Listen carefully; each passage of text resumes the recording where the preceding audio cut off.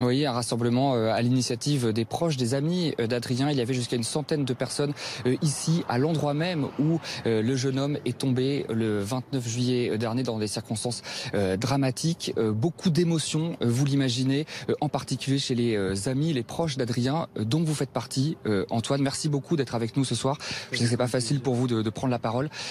Quel était le sens de ce deuxième rassemblement ce soir? De commémorer encore une fois et on va pas dire pour une dernière fois non plus, mais parce qu'on va le faire tous les jours, mais commémorer encore une fois la mort de notre ami qui est parti aussi vite et ça nous choque vraiment et on est très impacté.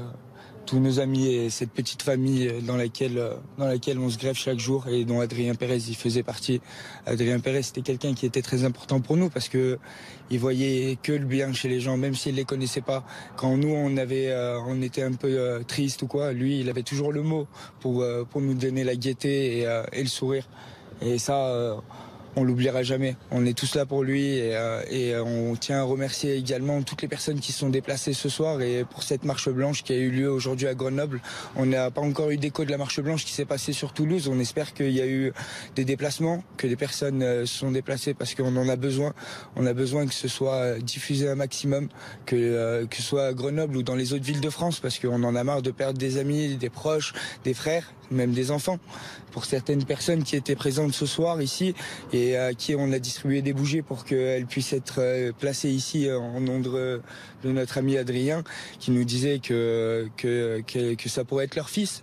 Voilà, après on a le témoignage de plusieurs amis proches, de la famille également, qui se sent délaissés aussi par les politiques également, parce que ces affaires qui sont étouffées à chaque fois. Après le meurtre d'Adrien Pérez, on a eu encore une nouvelle histoire sur Grenoble.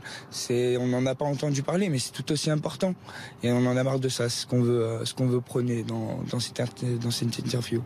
Et il y avait d'ailleurs aujourd'hui, pendant cette marche blanche, un double message qui s'est affiché sur la banderole, alors qui est un peu masqué derrière, mais la banderole que vous avez brandie en tête du cortège, on la voit, il y a le visage de votre ami, et puis ces mots écrits en rouge, justice pour Adrien, nous ne t'oublierons jamais. On va vous montrer également ces bougies qui ont été disposées et qui forment le nom Pérez, le nom de famille d'Adrien. Double message, Antoine, je vous le disais. L'hommage à votre ami et puis aussi une forme de colère qui s'exprime. Bien sûr, une colère. Cette violence récurrente ici à Grenoble. Exactement, oui. C'est dans cette soi-disant métropole apaisée qu'on veut dire ça. Cet élu qui aujourd'hui n'était pas présent, Éric Piolle, on attend des messages de soutien également.